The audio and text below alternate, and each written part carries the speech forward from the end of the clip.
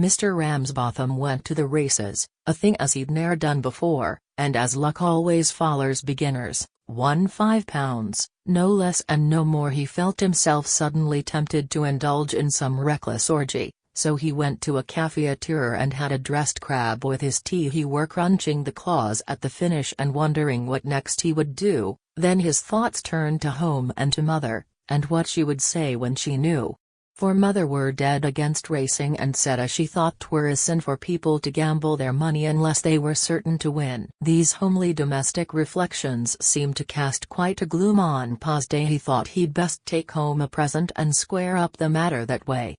'Twere a bit of a job to decide on what best to select for this heir, so he started to look in shop winders in hopes as he'd get some idea. He saw some strange stuff in a fruit shop, like leeks with their knobby ends gone. It were done up in bundles like firewood. Said Pa to the shopman, "What's yon?" "That's asparagus with the toff seed," were the answer. Said Pa, "That'll suit. I'd best take a couple of bundles, for mother's a bobby for fruit." He started off home with his purchase and pictured Ma all the next week eating asparagus fried with her bacon or mashed up in bubble and squeak. He knew when she heard he'd been racing she'd very nigh talk him to death, so he thought as he'd call in the local to strengthen his nerve and his breath. He had hardly got up to the counter when a friend of his walked in the bar. He said, "What ye got in the bundle?" "A present for mother," said Pa. "It's asparagus stuff." "What the toff seed?" His friend said. "It's a rum-looking plant. Can I have the green ends for my rabbits?"